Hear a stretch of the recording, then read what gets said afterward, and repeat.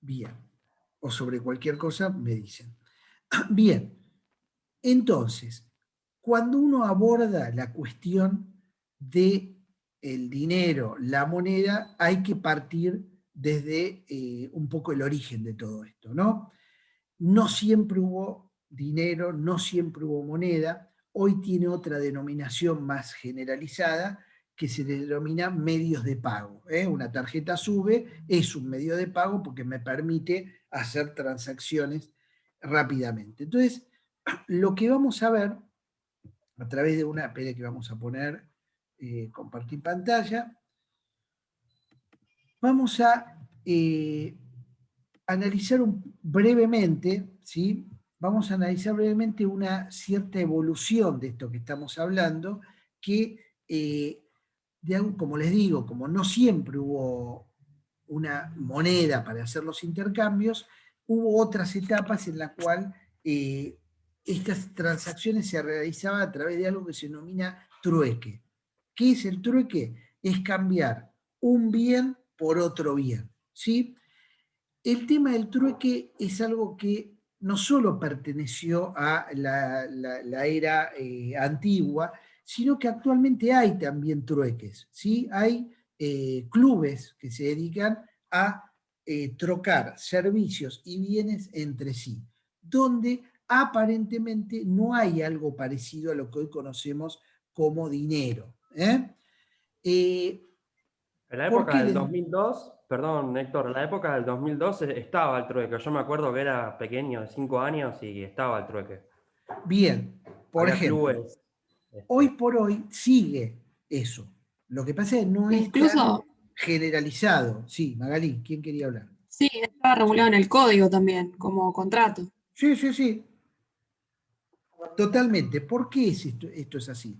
Porque incluso hay empresas que tienen empresas controladas que de alguna manera intercambian cosas, un producto intermedio por un producto final. ¿Se comprende?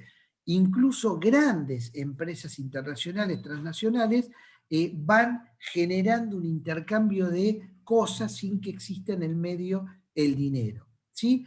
Ahora, recién hablaban del tema de los clubes del trueque. ¿Sí? Los clubes del trueque, hoy por hoy, todavía existen, son un mecanismo ligado a la política social. ¿Sí? Es un mecanismo para atenuar situaciones de vulnerabilidad grave, etcétera, que se producen precisamente por la falta de ingresos dinerarios. ¿Cómo se organizaba? Que esto fue lo otro que me llamó la atención a mí en ese momento del 2001-2002, cuando comienzo a estudiar estos temas. Se organizan básicamente así. Hay gente que ofrece bienes o servicios y para agilizar ese intercambio hay unos bonos que son firmados por el presidente del club y por el tesorero del club que de alguna manera lubrican ese intercambio, ¿sí? Por ejemplo, yo, una de mis tías vendía porotos de soja y a cambio se cortaba el pelo, se hacía las uñas, ¿me comprenden? Era ese intercambio. ¿Qué pasaba cuando uno miraba la televisión y veía esos clubes? Veía que la gente aceptaba unos papelitos firmados por un club de barrio más el tesorero, que no sabemos ni quiénes son, pero repudiaba el billete firmado por el presidente de la Cámara de Senadores y el presidente del Banco Central. Eso también me llamaba mucho la atención. Generaba más empatía, confianza ese papelito que el otro, y veía uno un ambiente de felicidad. Íbamos a la City porteña y veíamos a la gente con martillos amargada pidiendo dólares. Este era un poco el escenario de ese momento del 2001, ¿no? ¿Qué pasaba con los papelitos? Esos papelitos, cada vez se necesitaban más papelitos para hacer la misma transacción. Eso significaba que en un determinado momento hubo inflación en el Club del Trueque. ¿Me comprenden? Digamos, no escapó a la lógica de a mayor papelitos, en realidad necesitaba más para obtener el mismo servicio. ¿Se comprende? Luciano. Sí, mismo el tema de la existencia de los patacones. No sé si usted Bien, ha vamos tenido. vamos a mirarlo eso. No sé si ahora, pero quizá hacia el final vamos a analizar también ese esquema, ¿no?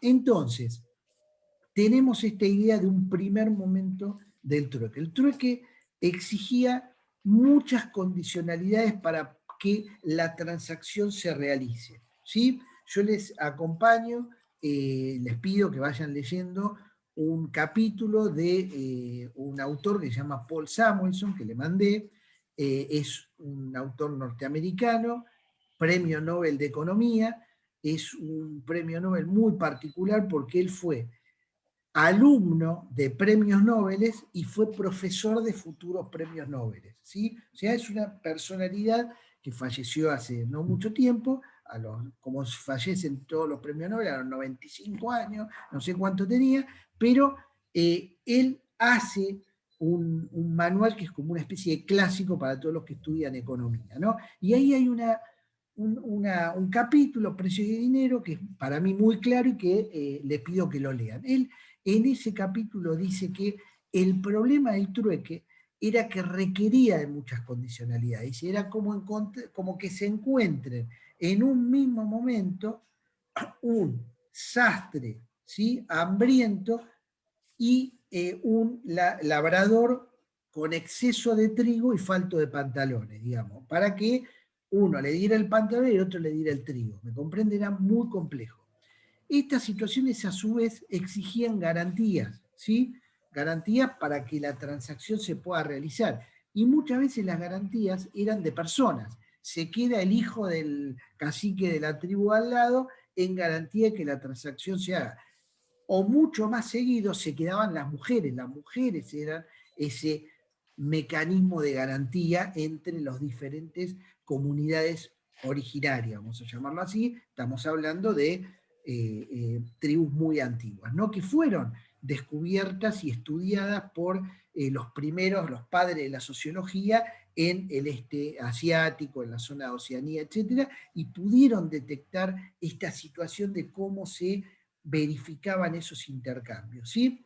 Bueno, a esa etapa le sigue toda una etapa, la vamos a hacer muy rápido, en la cual determinados metales con ciertas propiedades, como por ejemplo el oro, que es muy maleable, la plata, que es escaso, tenían esta particularidad.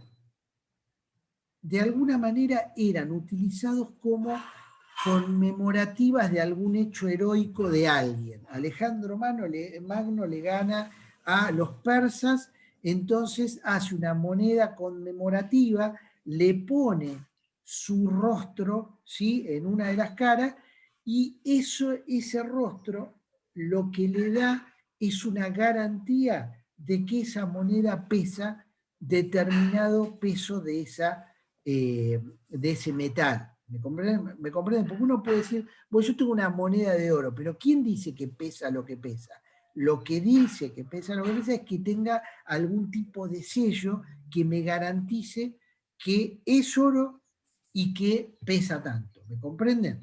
No es si, bueno, el que haya podido ir a Nueva York, por ejemplo, una cosa que a mí me llamó mucho la atención, que en algunos lugares hay cajeros automáticos a la calle, sin tener que entrar, abrir nada, ni contagiarse el coronavirus adentro de la cabina. Uno a la calle va, mete la tarjeta y le dan barritas de oro de determinado peso. ¿Se pueden imaginar eso? Vamos con un pico y una pala, ¿me entienden? Se los llevan. Bueno, esa situación. ¿Y qué vamos a ver? Que las barritas tienen digamos, un sello que dice cuánto pesa, qué sé yo, 18 quilates, etcétera, etcétera. ¿Bien? Le da la garantía de ese peso. Bien, esas monedas comienzan a ser utilizadas como una suerte de estabilización de equivalencias de valor de bienes. ¿Está? Y ahí aparece esta utilización después, obviamente las autoridades, principalmente monarcas, emperadores, empiezan a darse cuenta de que todo está muy bueno porque les permite poner su sello, hacerlas obligatorias en su utilización en los lugares donde ellos tenían cierto control, siempre hay que hablar que cierto control. Las monarquías, si bien eran absolutas, etcétera, en realidad dependían mucho de, digamos, de las instituciones intermedias que tenían adelante, entonces, y entre el pueblo y ellos. Entonces, podían lograr tener cierto control e imponer este tipo de monedas, ¿me comprende? Que valían por su peso, ¿sí? Esto facilitó enormemente, fue una gran revolución en cuanto al comercio, el bienestar, digámoslo con todas las letras. Esto produjo un gran salto en la productividad, en el bienestar, etc. ¿Sí? Esta idea de una moneda con un valor intrínseco por el metal, lo que significaba ese metal, da paso, con el correr del tiempo, a lo que se llama el dinero papel, que es lo que hoy conocemos como billete, ¿sí? Pero eso tiene dos momentos que deberíamos distinguirlo, ¿sí? Hay un momento en el cual ese papel era un certificado de que uno podía ir a un banco con ese papel y cambiarlo por el equivalente a algo, a oro, plata, aleación de los dos, etc. Lo que significaba que ese dinero papel funcionaba como un certificado en una caja de conversión, ¿sí? El papel decía, vale 100 pesetas, vamos a llamarlo españolas, Si usted concurriendo al banco tal, le darán tantos gramos de oro. La gente no iba a buscar el oro, ¿por qué? Porque es un incordio llevar el oro en el bolsillo, que además era lógico, te lo podían robar. Entonces era mucho más sencillo tener confianza en que en el momento en que uno va, se lo cambian, ir intercambiando ese papel. ¿Me comprenden? Lo único que no podía suceder es que falsificaran el papel, porque en ese caso muchos podían llegar ahí con el mismo número y decir quiero mi oro, y no había el oro porque no funcionaba como esa caja de conversión. ¿Me comprenden? ¿Dudas hasta acá? En un segundo momento del dinero papel, estamos en lo que se llama el dinero fiduciario. Ese dinero no tiene un respaldo total de nada, ni de oro, ni de plata, ni de petróleo, ni de dólar, como de alguna manera es el imaginario nacional. En realidad es un dinero fiduciario, ¿por qué?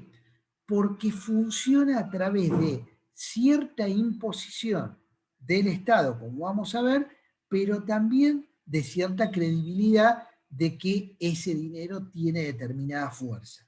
¿Sí? Y me permite realizar transacciones, vamos a llamarlo ahora, estables en su valor. Bien, ese dinero fiduciario es un fenómeno muy nuevo, ¿sí? Es un fenómeno que podríamos decir que se popularizó en los primeros años de los 1900, o sea, del siglo XX. Tampoco estamos hablando, como les digo, de la prehistoria. ¿Por qué? Porque en general hasta los 1800 el dinero bancario papel, perdón, el dinero papel funcionaba con una caja de conversión detrás. Siempre con la idea de que no todos iban al mismo tiempo a pedir el respaldo de ese papel. Bueno, ahora después vamos a ver por qué este dinero fiduciario finalmente es el que se va imponiendo y el que se impone en la actualidad. Hoy todos los billetes, salvo excepciones, salvo Argentina 1991-2001, son billetes que circulan fiduciariamente. En ese momento nosotros tuvimos una caja de conversión con el dólar. ¿Bien? Luego tenemos una etapa que bastante tiene que ver con la actual, que es el dinero bancario, la posibilidad que tienen los bancos de emitir cheques, determinados valores, que permiten también generar un intercambio poniéndole el valor al cheque, y esto significa en la práctica como si los bancos imprimieran billetes. Esta práctica sigo, dígame si hay alguna duda.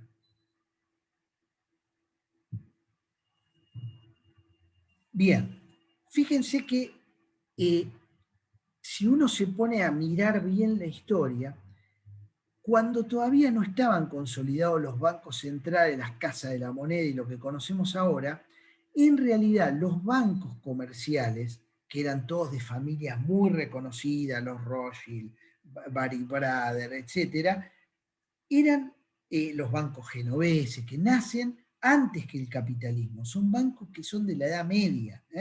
El Mercader de Venecia, de Shakespeare, relata un poco esa situación, ese clima.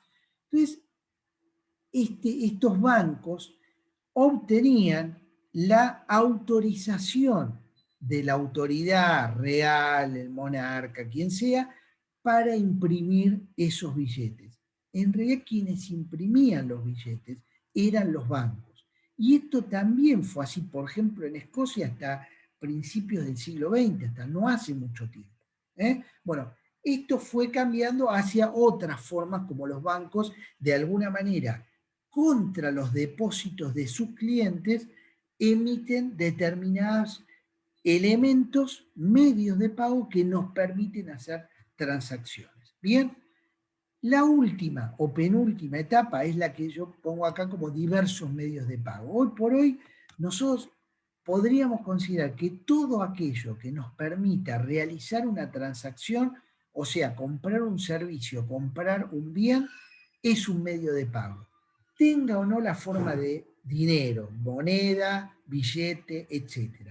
Una tarjeta de crédito, la tarjeta SUBE, los cupones de la cuponera que me permiten hacer algunas cosas, todo lo que de alguna manera me permita viajar en colectivo, comprar alguna cosa, ir a comer o conseguir un helado gratis, pero que en realidad para mí parece gratis, pero en realidad alguien por detrás me está dando un cupón. Bueno, todo eso es un medio de pago que me permite hacer esa transacción.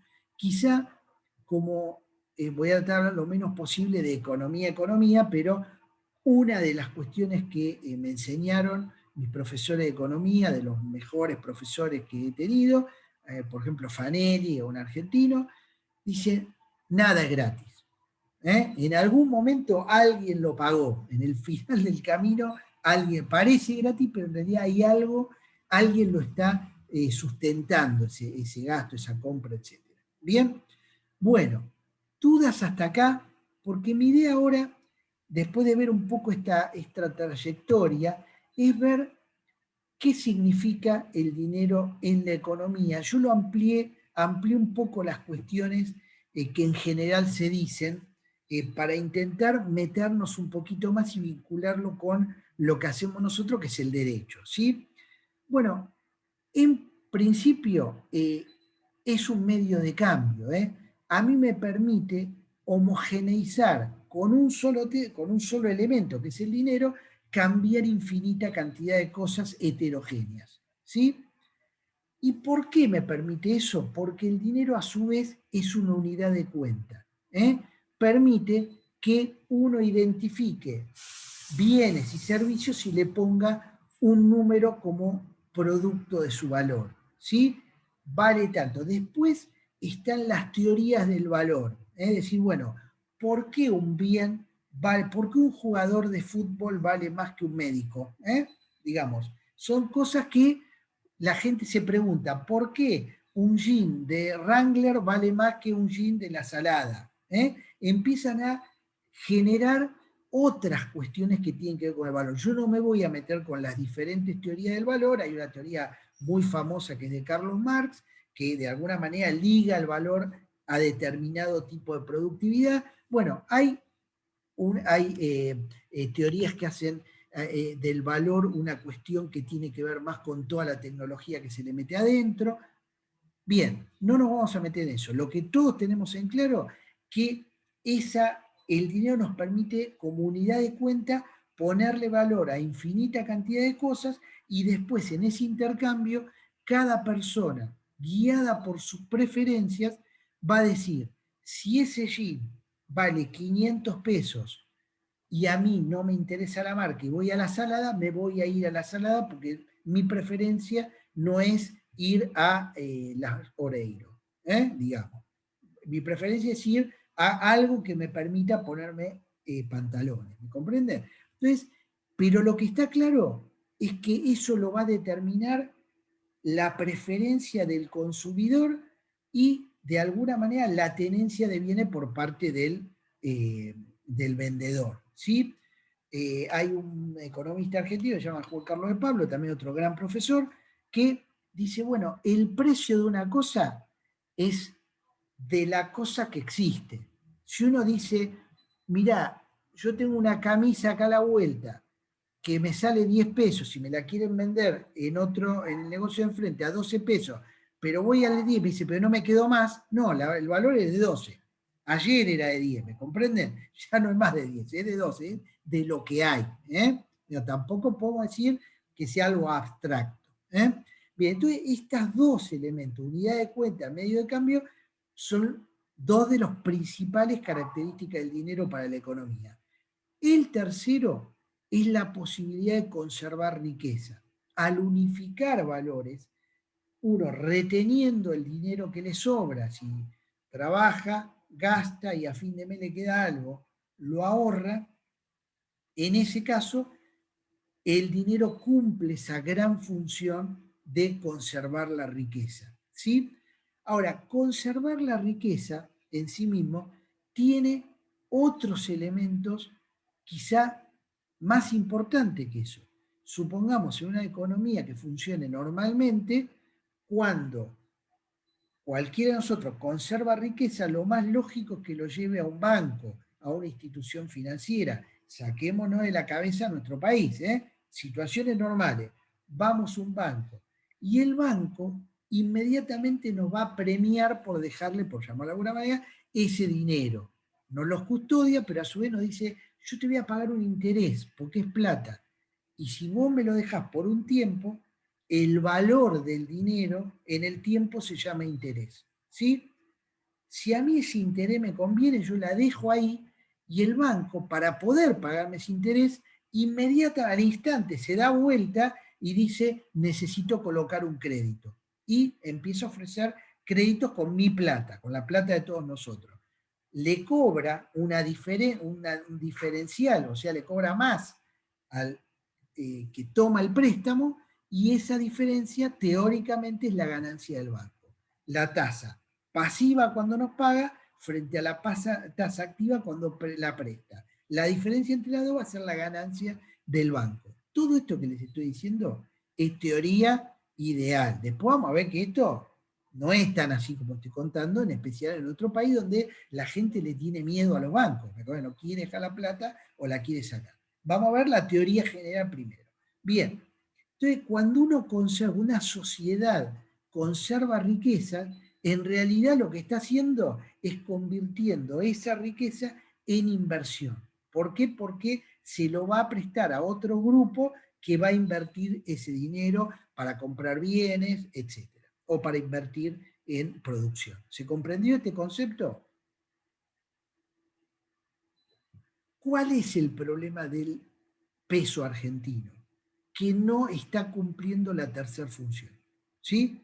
La tercera función es conservar la riqueza.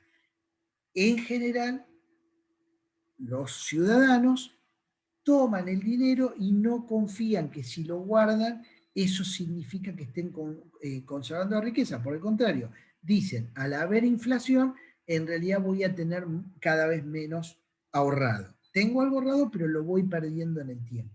¿Me comprende? Porque la tasa de inflación es más alta de lo que me puede pagar un banco. Entonces, al no guardar vamos a llamarle tercer elemento, hace que la moneda sea débil. No es un problema de la moneda argentina, es un problema de muchas monedas, pero en el caso nuestro es grave, ¿me comprenden? Es muy grave porque no se cree de alguna manera que sirva para cumplir esa tercera función. ¿Dudas hasta acá? ¿Comentarios?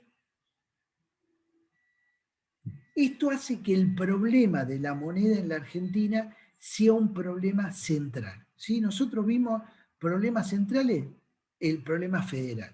Ese tema es central en toda la problemática nacional. Vimos la deuda pública, central en nuestra vida de todos los días. Pero este es el central. Casualmente ayer vi una carta de la expresidenta Cristina Fernández de Kirchner donde en el último momento dice el problema central es el dólar, dice ella. En realidad es el peso, no es el dólar. El dólar no tiene ningún problema. El problema es el peso. Y lo dice claramente, y me parece que eso es lo más importante de esa carta. Es decir, reconocer dónde está el centro del problema en este momento.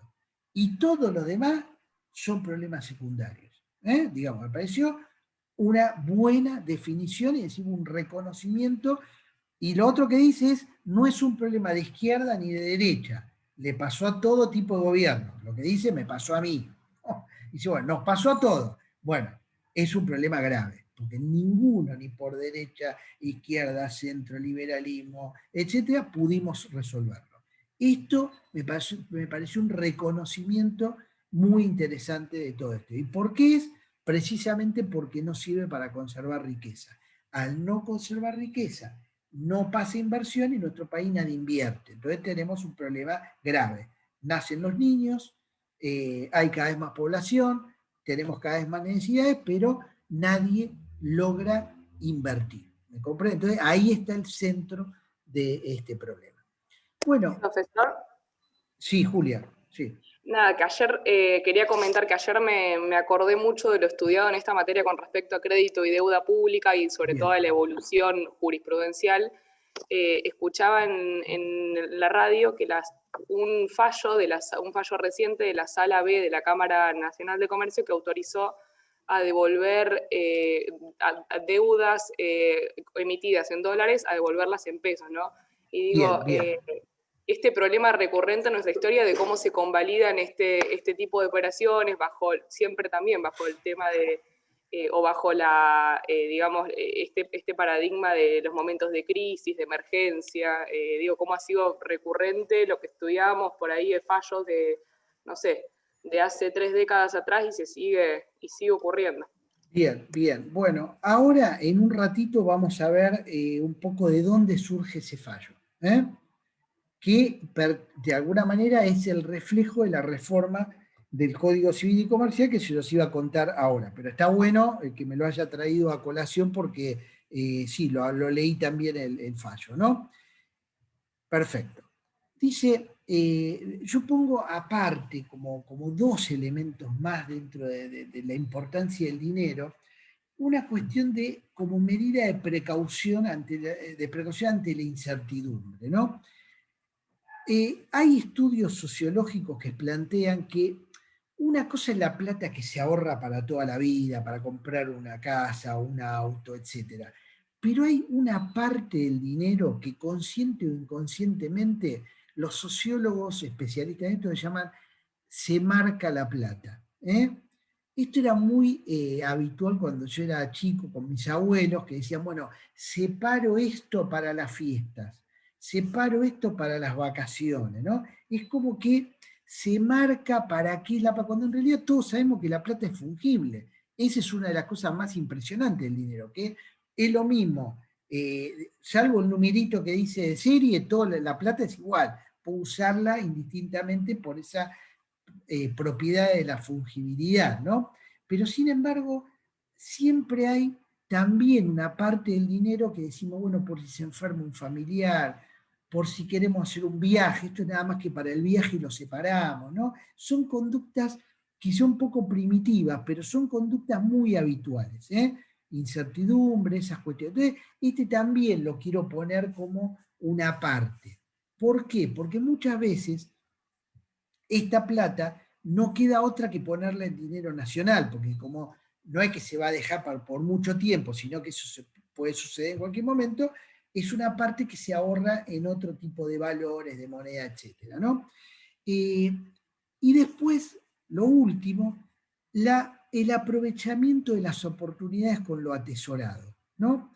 Que esta es una distinción que de alguna manera la fue incorporando a partir de la situación precisamente sucedida en el 2001. ¿Qué pasó en el 2001? Entre tantas cosas, ¿no? 2002. Hubo gente que tuvo la intuición, alguien la llamó y le dijo, va a haber algo que se va a llamar corralito, saquen la plata, ¿sí? Tuvo gente que pudo sacar la plata, ¿está? Tenía verde, o sea, dólares contantes y sonantes. Hubo otra gente que pudo meter un amparo y sacó el dinero, también, dinero verde, contante y sonante. Hubo otra gente que se le ofrecieron reprogramaciones, pero hubo otra que tuvo un bono a 10 años, ¿sí?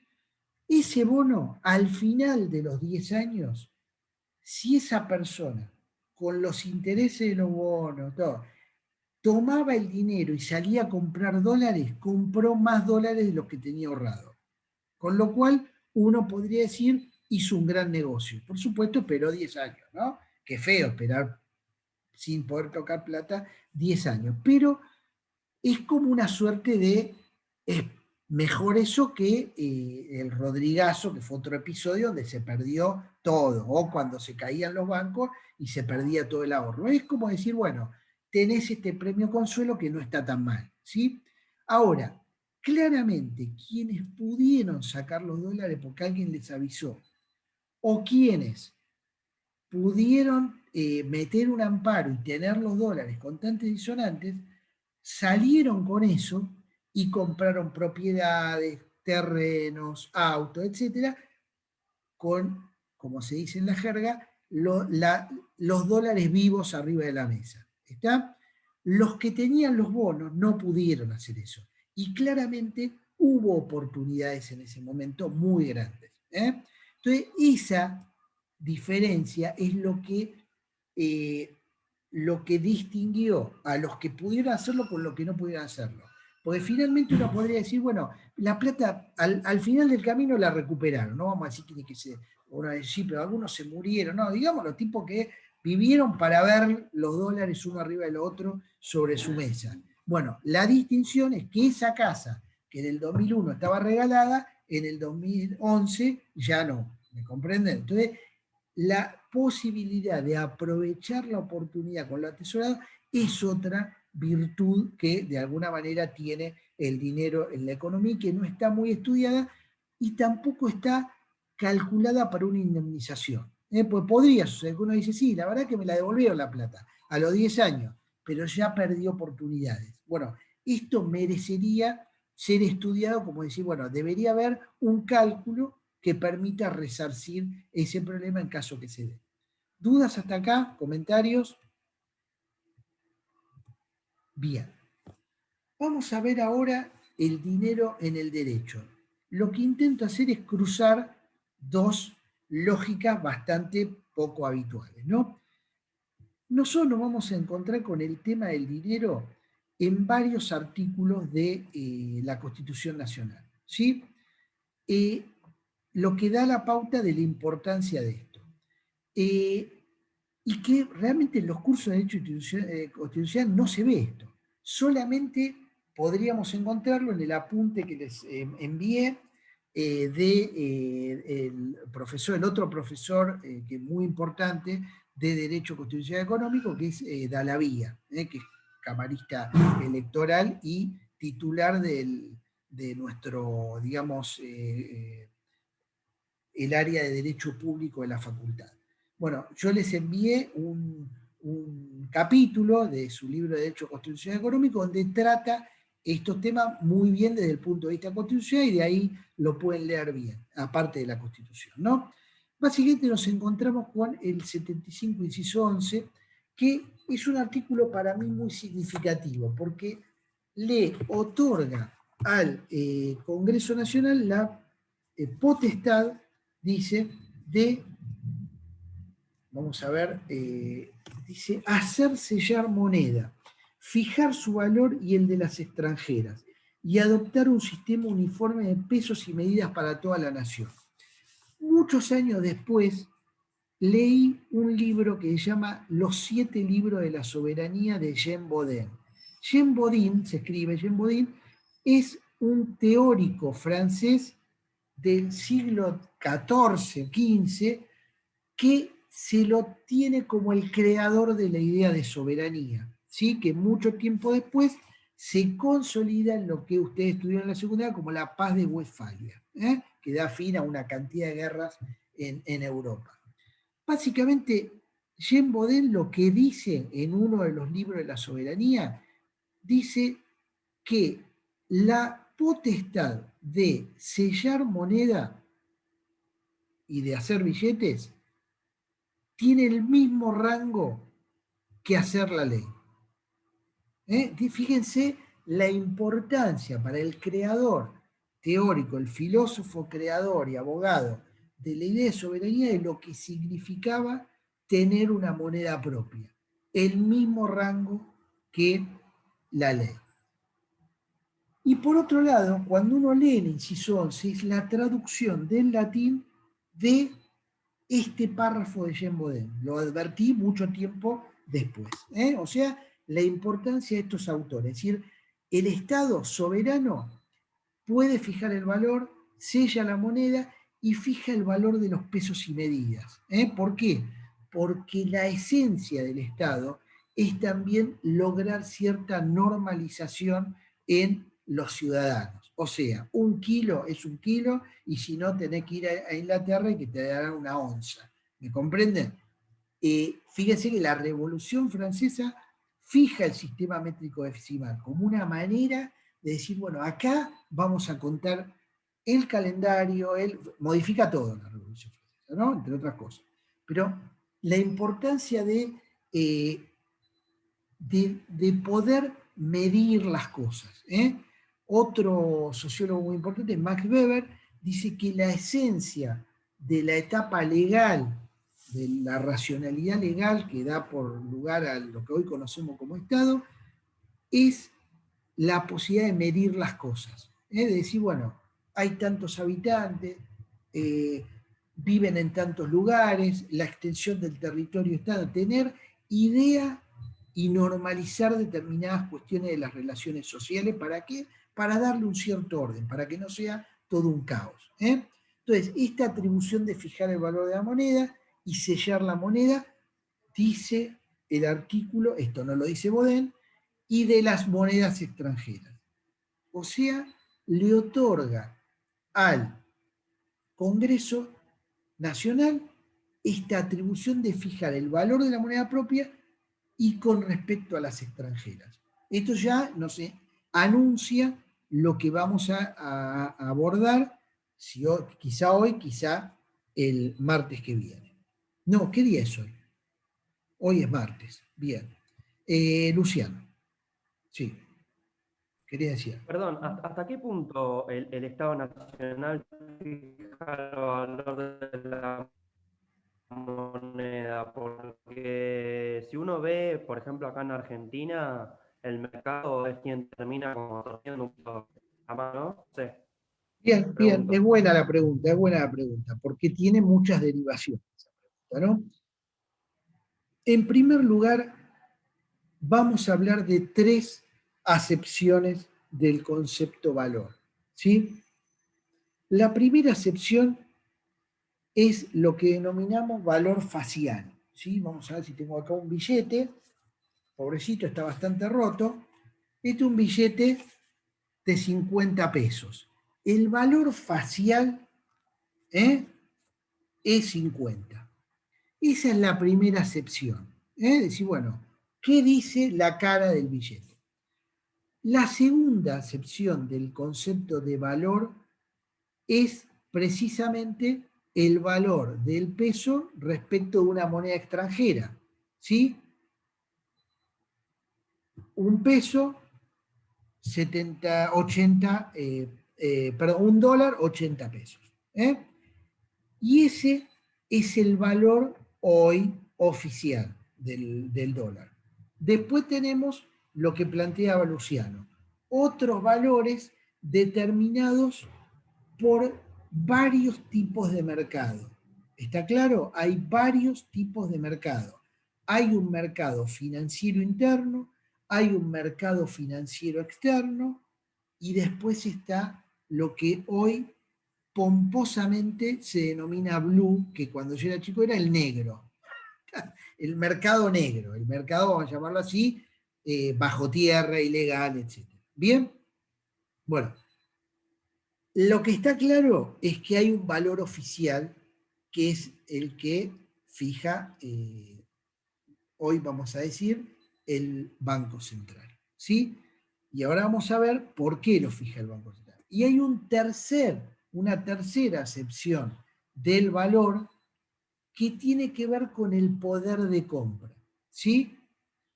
El PPP se le llama en inglés. ¿Sí? Digamos, el poder de compra de la moneda. ¿En dónde? En el mercado interno. O sea, si yo tomo estos 50 pesos el 1 de enero del 2020, voy a poder comprar menos que hoy.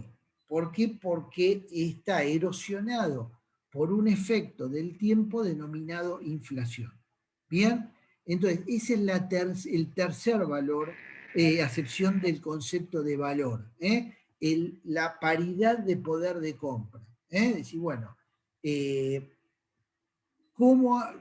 puedo comprar con ese billete? ¿Sí? Y los países se van a distinguir, se van a, de alguna manera, a clasificar por cómo se comporta su moneda respecto de su poder de compra. Si son monedas muy estables, el poder de compra se altera muy poco a lo largo del tiempo. Una inflación normal en el mundo en este momento es 3% anual. Nosotros tenemos 3% mensual. O sea, estamos muy mal en ese punto. ¿Me comprende? Entonces, en esa acepción del valor, la tercera diríamos que es la más importante. ¿Dudas hasta acá? ¿Comentarios? ¿Por qué digo que es la más importante? Porque hoy por hoy, a los fines comparativos se dicen, bueno, ¿cómo es un sueldo en Argentina y cómo es un sueldo en España? Bueno, está todo muy bien y es muy deprimente ver qué poco ganamos en dólares a partir de las sucesivas devaluaciones. Pero en realidad, lo importante no es cuánto vamos a ir a comprar a España, a menos que permanentemente viajemos a España, sino cuál es el poder de compra acá.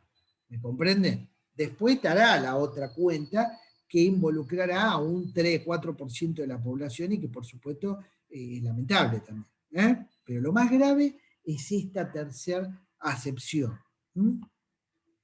¿Dudas, comentarios? Después vamos a ver que esta Una tercera... pregunta, Sí, ¿quién habla? Que no lo veo. Sebastián. Sí. Sergio. ¿Esto está en el capítulo de Samuelson o es la clase? No, esto lo van a encontrar entre Samuelson, el de Dallavía y lo que estoy diciendo yo, porque las acepciones sobre el valor deberíamos buscar otros libros para charlarlo. ¿Está bien? ¿Es el segundo texto que dijo? El segundo es respecto de las monedas extranjeras. ¿Bien? Ok. O sea, primer valor facial, segundo respecto de la moneda extranjera, tercero respecto del poder de compra interno, que está determinado, como decíamos, por la inflación. Bien, vamos a encontrar en el 75, inciso 6, ¿sí? Dice, establecer, corresponde al Congreso establecer y reglamentar un banco federal con facultad de emitir moneda, así como otros bancos nacionales. El Banco Federal es el Banco Central de la República Argentina. Después lo vamos a ver en unos días, ¿sí? Cómo se comporta, cómo actúa, etc. Pero fíjense que dice con facultad de emitir moneda, con lo cual ya está adelantando que va a haber una delegación en este Banco Federal, Banco Central de la República Argentina, esta posibilidad de emitir dinero. O sea que hay una atribución del Congreso por principio de legalidad derivada en este banco. Por eso, como vamos a ver, el banco va a estar controlado por el Congreso, no es que solo lo controla el Poder Ejecutivo, etc. Importante eso entonces. Tercer artículo, inciso 75, inciso 19. Ese 75, inciso 19 es la denominada nueva cláusula del progreso, incorporada en la Constitución de 1994 en su reforma, ¿sí? Dice esa nueva cláusula del progreso: proveer lo conducente al desarrollo humano, al progreso económico con justicia social, a la productividad de la economía nacional, a la generación de empleo, a la formación profesional de trabajadores, a la defensa del valor de la moneda. O sea, mete todo esto, y hay otras cosas más, mete todos estos objetivos de progreso a mantener, dice, defender el valor de la moneda. ¿Qué es defender el valor de la moneda? La tercera acepción de lo que vimos de valor. Que la moneda no se deprecie en el tiempo, que la inflación sea la menor posible. Todos los países tienen inflación, repito, todas las monedas se deterioran, pero de una manera razonable. Dijimos un 3%, 2%, un 1% al año. Bien, después vamos a ir a la cuestión más federal y también se va a referir a la cuestión monetaria el artículo 126, donde se consagra el famoso principio de que las provincias no ejercen el poder delegado a la nación, no pueden celebrar tratados parciales de carácter político ni expedir leyes sobre comercio o navegación, ni establecer aduanas provinciales, ni acuñar moneda, ni establecer bancos con facultad de emitir billetes. O sea, la posibilidad, la potestad de emitir moneda, billete, etcétera, es del Estado Nacional y las provincias lo delegaron en el Estado Nacional. ¿Sí? ¿Qué fue lo que pasó?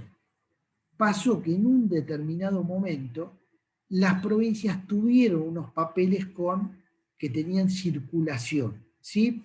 Pero propiamente, desde el punto de vista de su naturaleza jurídica, no eran moneda.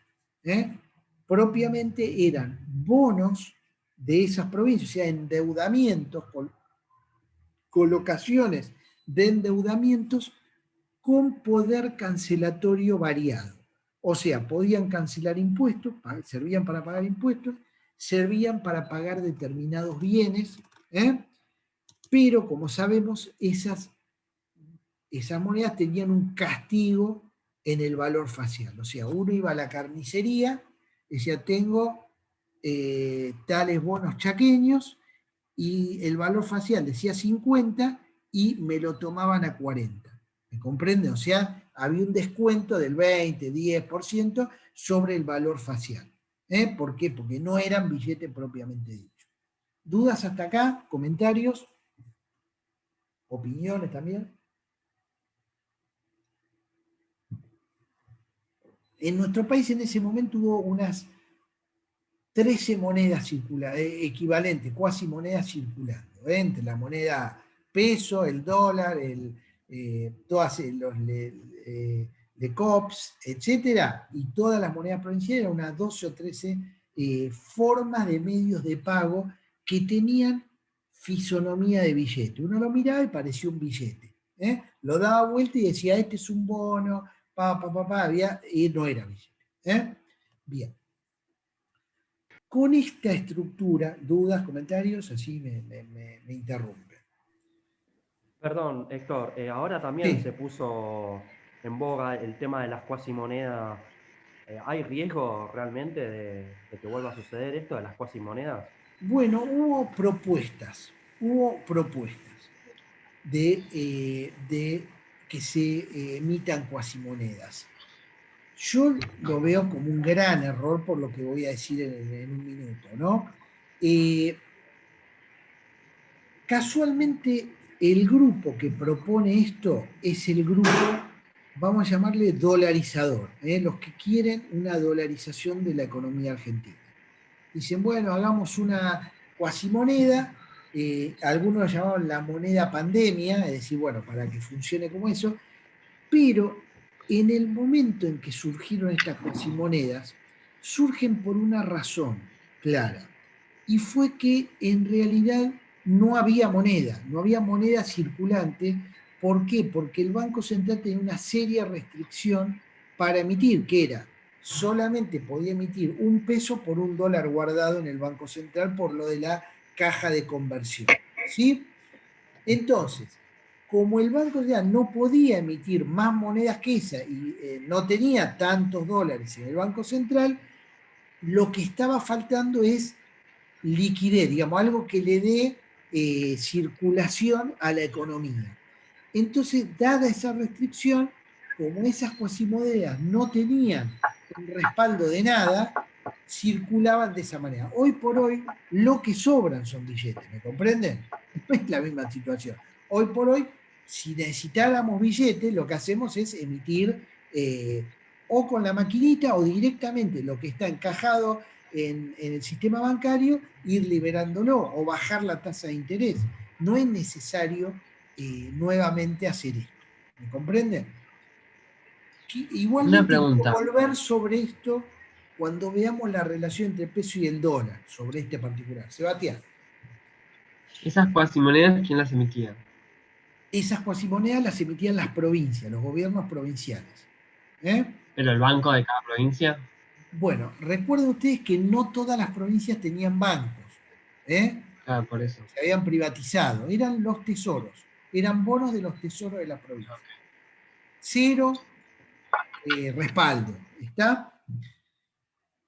Me gustaría volver sobre esto cuando veamos, repito, esta vinculación entre el peso y el dólar, que la veremos el viernes.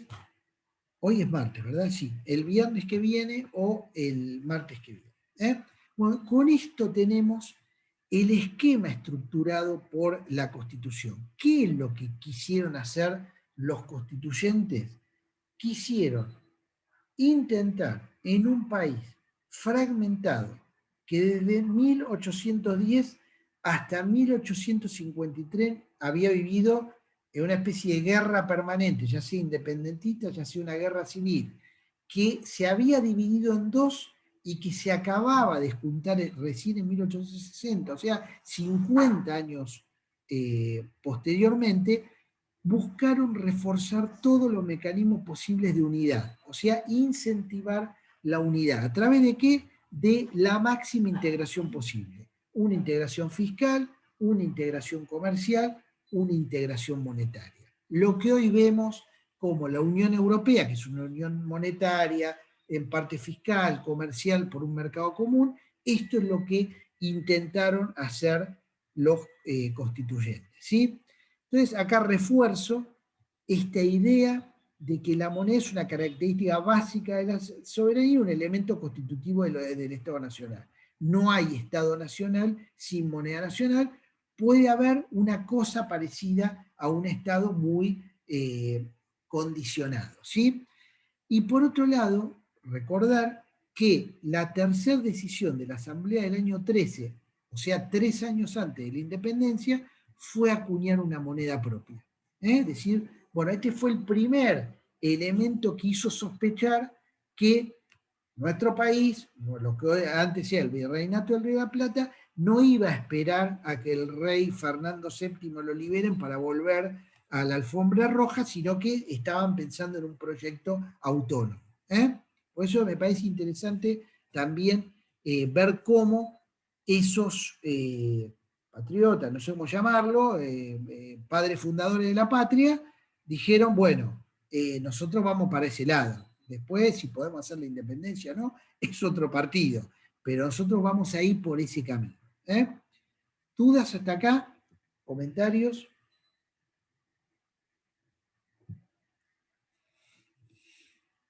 Bien. Básicamente otras funciones y características jurídicas de la moneda. Bueno, toda moneda depende del Estado que la crea, ¿sí? Los Estados son los que crean la moneda, no es que aparecen monedas y por el solo uso, me olvidé de la última etapa, que no dije, que son las etapas de los blockchain, ¿no? Sí, bueno, hay monedas, de alguna manera como el Bitcoin, etcétera, que son monedas que se denomina electrónicas porque tienen detrás una tecnología que le da ciertas seguridades respecto de la cantidad del circulante, ¿sí? Entonces, ahí tenemos un caso en el cual cumplen funciones como medios de pago, porque son aceptadas por algunos negocios y demás, pero están en una disputa con lo que entendemos como estados soberanos, ¿sí? Entonces, las monedas en general son dependientes de los estados que la crean, ¿sí?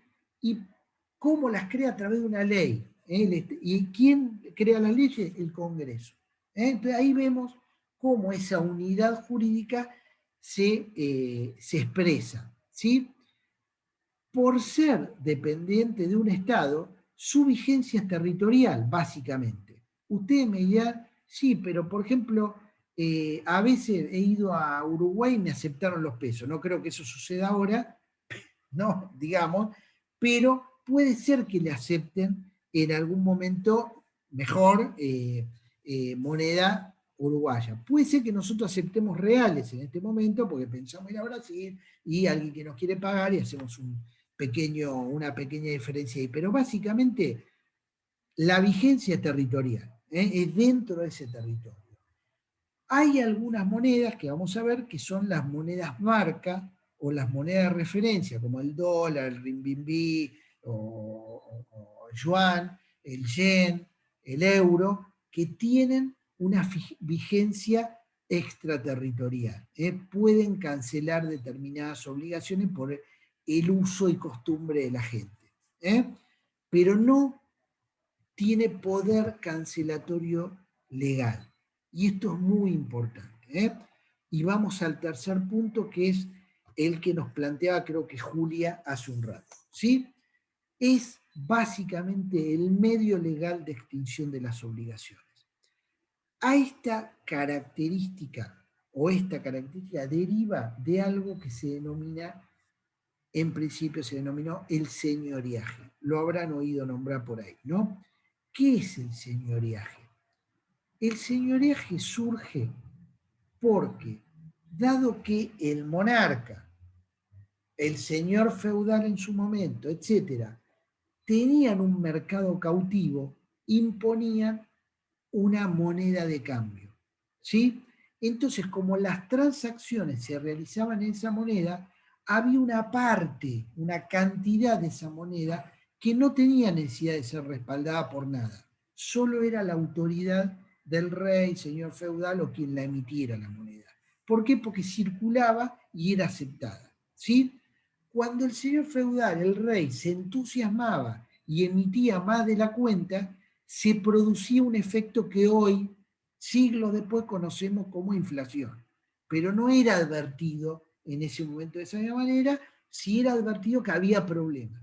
Había problemas y que la economía empezaba a tener serias dificultades. No sé, no había el conocimiento de la economía para explicarlo como puede haberlo hoy, o aún hoy es difícil de explicar, ¿no? Digámoslo también.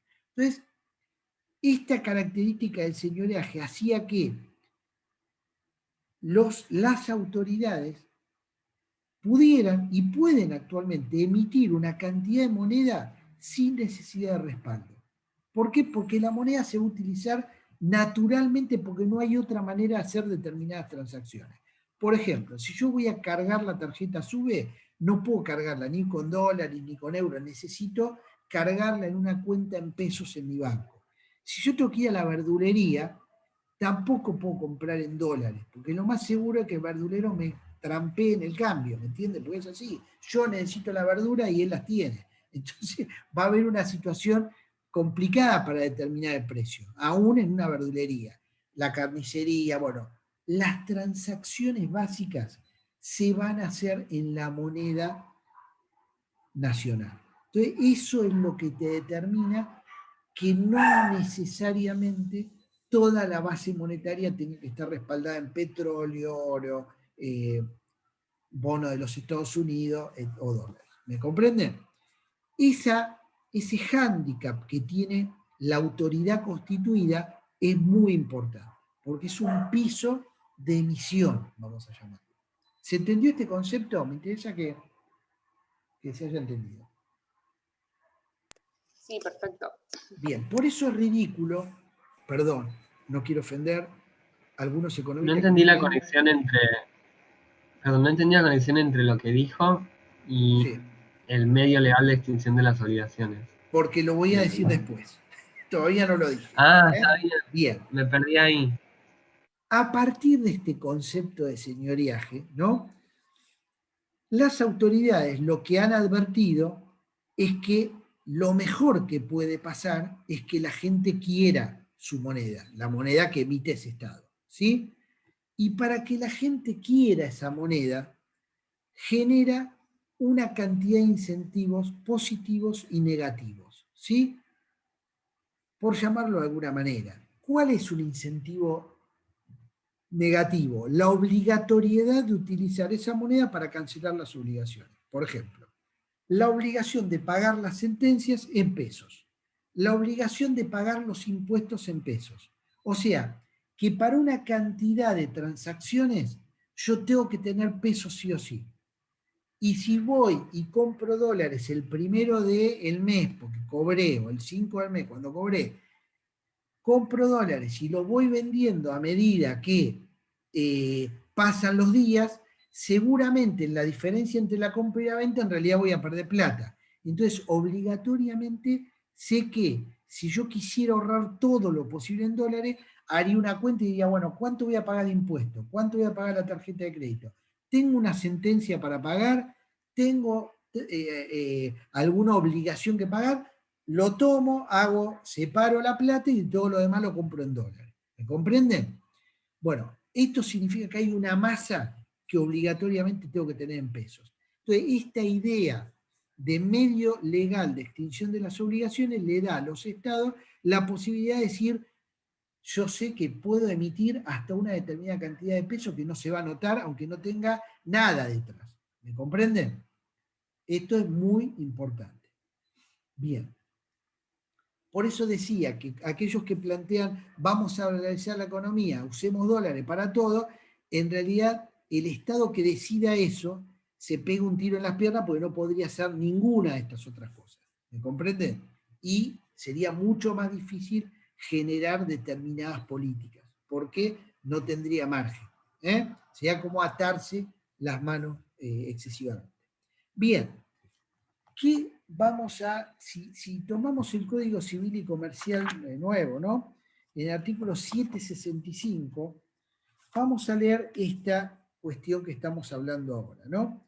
Dice, obligaciones, párrafo, dice, parágrafo 6, obligaciones de dar dinero.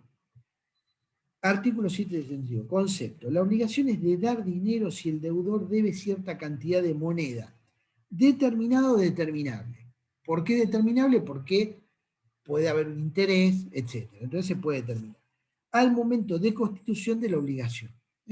Hay un mutuo, uno tiene que, le presto una plata a uno, le digo te voy a cobrar tanto interés, se determina, entonces esa es la obligación.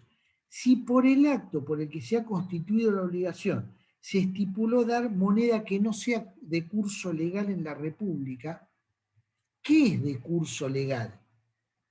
Curso legal es precisamente que circula por ley, ¿sí? No hay que confundir con curso forzoso. Curso forzoso significa que no es convertible. A veces confunden ambos conceptos. Curso forzoso es porque no es convertible. Circula, pero si yo voy a un banco y digo, denme tanto dólar equivalente, no me lo van a dar. ¿Está? Esta es la diferencia. Entonces dice, curso legal de la República. La obligación debe considerarse como de dar cantidades de cosas y el deudor puede liberarse dando el equivalente en moneda de curso legal. Lo que acabamos de escuchar hace un rato.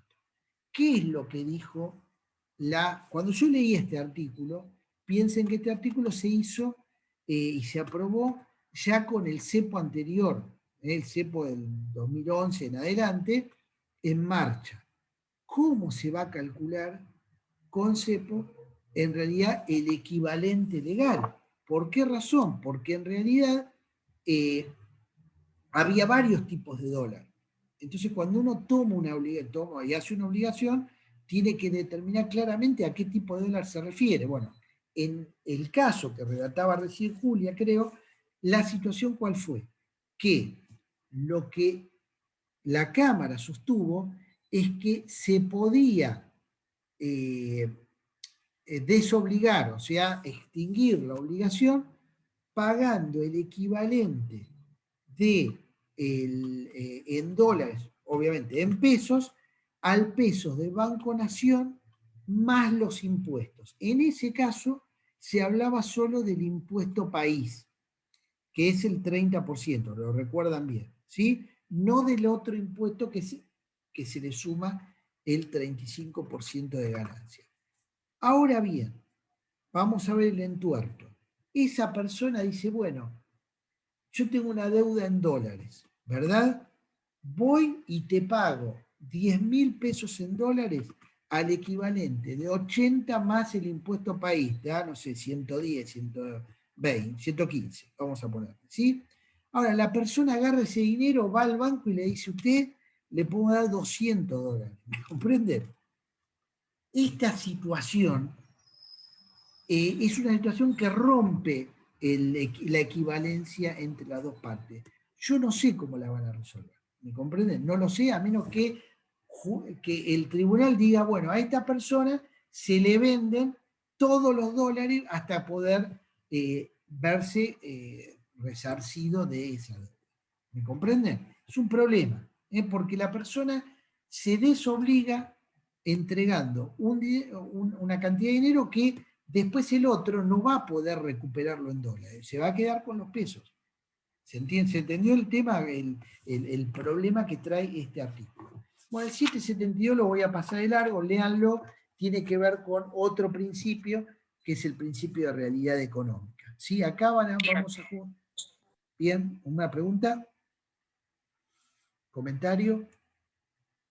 Bueno, acá los principios que van a estar en juego son básicamente el principio de Vélez-Sarsfield. Vélez-Sarsfield planteaba que estamos hablando de alguien que escribió el código a, digamos, 1860 y pico del otro siglo, ¿no? Entonces, estas relaciones entre monedas extranjeras prácticamente no tenían la virtualidad que tienen ahora.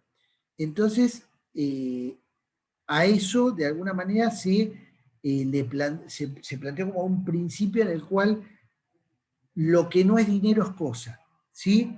Entonces, se podía devolver el dinero nominalmente o devolver la cosa, que es una cosa llamado dólar, como si fuera un bien mueble que se entrega. Este principio, de alguna manera, entra en crisis con los nuevos criterios, digamos, de la relación entre el peso y el dólar y la circulación de divisas a lo largo del mundo. Sin embargo, en el Código Civil se eligió atemperar el nuevo de esta forma. Es decir, bueno, son cosas, pero si uno se quiere desobligar, podría entregar la cosa o podría entregar el equivalente. Desde el 2016 hasta agosto del año pasado, esto era mucho más sencillo porque había básicamente un dólar, ¿me comprenden? Con alguna limitación de cantidades, pero se podían hacer este tipo de transacciones sin ningún tipo de problema. Hoy volvemos a tener el problema y la Cámara optó por esta solución. Bien. Bueno, lo otro que ya les decía, ¿no? Los estados entonces intentan por todos los medios que la población acepte su moneda. Y lo hace a través de incentivos legales, incentivos positivos, incentivos negativos. Un incentivo positivo podría ser que el Estado garantice un interés mínimo a quienes depositan y se quedan en pesos. Por ejemplo, países como Chile, como Bolivia, creo que Paraguay, bueno, hay muchos países en el mundo que tienen lo que se llama una tasa de referencia de fomento. Dicen, bueno, tomamos la inflación, ¿sí? Y todas las transacciones se pueden actualizar por la inflación más un punto, más un 1%. Entonces, La gente que dice, ¿dónde vivo? Vivo en Chile. Perfecto. Hago un alquiler. El alquiler se me va a actualizar claramente por la inflación más un poquito más. Una tasa de fomento. De esa manera, la gente no piensa en hacer contratos en dólares porque dice, finalmente yo me cubro con esa tasa. Esa tasa en nuestro país fue y debería volver a ser el SER. ¿Se acuerdan del SER? El coeficiente de estabilización de referencia. Es una tasa que promedia la inflación y de alguna manera actualiza las deudas por inflación. ¿Qué pasó con esa tasa? Esa tasa venía muy bien, creíble, calculada, etcétera, hasta que se intervino el INDEC. Cuando se intervino el INDEC, la credibilidad en esa tasa cayó. Entonces, todas las actualizaciones por peso, tanto bancarias como particulares, etcétera, volvieron a ser calculadas hacia el dólar. ¿Está? Entonces, de alguna manera, mucha gente dice, prefiero actualizarlo al valor del dólar a actualizarla al valor de cualquier número que me dé el peso. ¿Se entendió este concepto? Una manera entonces de premiar a los que se queden en pesos es precisamente darle una actualización que los cubra de la inflación. Tu plata puesta en el banco, puesto en un bono, no se va a depreciar en el tiempo porque el Estado te va a garantizar con una tasa que no se deprecia. Entonces, no vas a ir al dólar porque el dólar quizá puede crecer menos que la inflación. Puede suceder. De hecho, ha sucedido en muchos casos, acá y afuera. ¿Dudas? ¿Comentarios? Estoy diciendo muchas cosas. Vamos a tratar de ir cerrando por hoy.